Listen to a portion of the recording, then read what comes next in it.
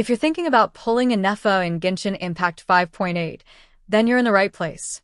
Today, I'm breaking down everything you need to know before spending your Primogems, especially if you're F2P or a low spender.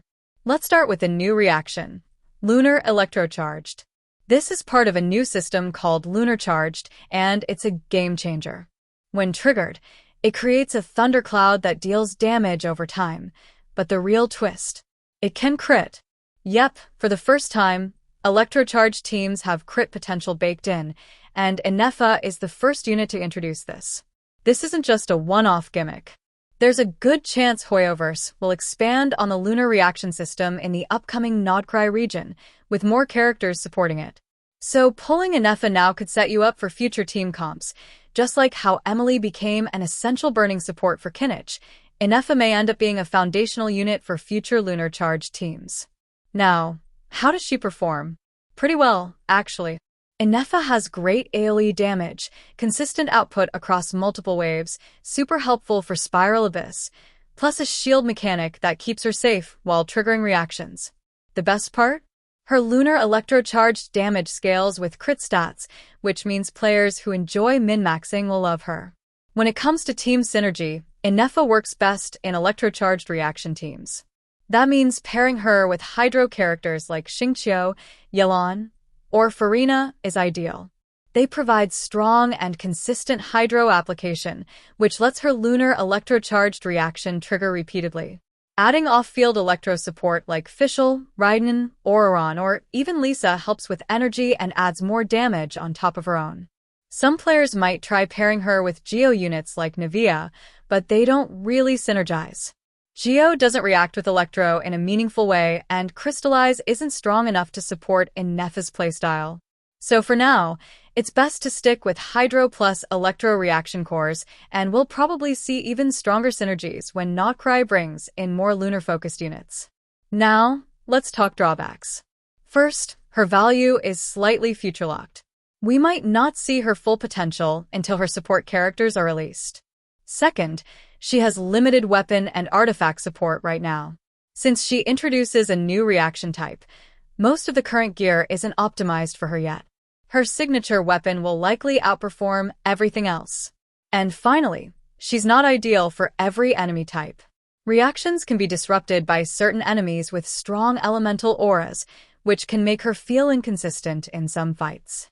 If you're farming ahead of time, here are the Ascension materials you'll need. Vajrata Amethyst, Glowing Hornshrooms, Secret Source Airflow Accumulator from the Secret Source Automaton boss, various sentries wooden whistles, warriors metal whistles, and higher-tier golden whistles. Her Ascension stat is crit rate, which makes artifact and weapon choice more forgiving for F2P players. Stat priorities to aim for: Sands, attack percent or elemental mastery. Goblet, Electro damage bonus. Circlet, crit rate or crit damage. Substats, prioritize crit rate, crit damage, elemental mastery, and energy recharge. Talents to level. Focus on skill and burst first.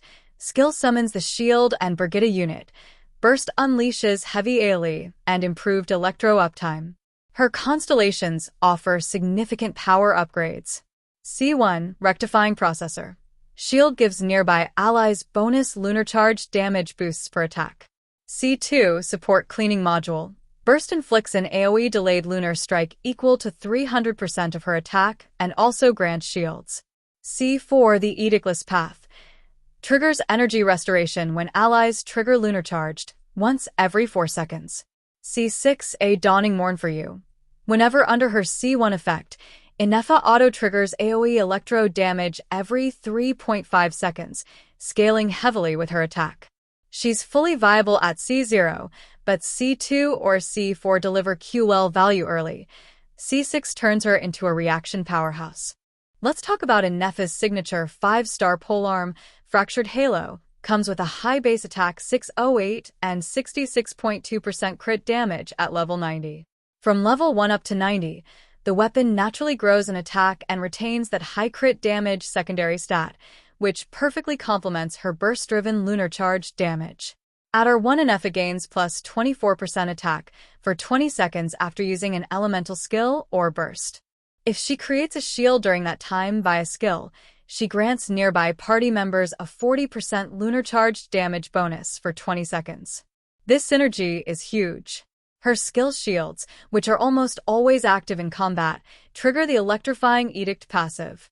Pressing burst right after unlocks the 24% attack boost and the 40% Lunar-Charged bonus for the whole team. As you trigger more Lunar-Charged reactions, your team's damage, especially from Electro-Charged cores, skyrockets thanks to that significant bonus.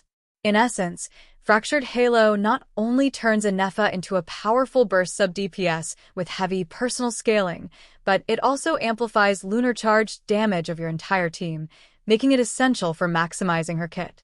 So, should you pull? If you love reaction-based gameplay, enjoy Electro-Charged comps, or you're excited about lunar mechanics and want to build for the future, Ineffa is a smart pull.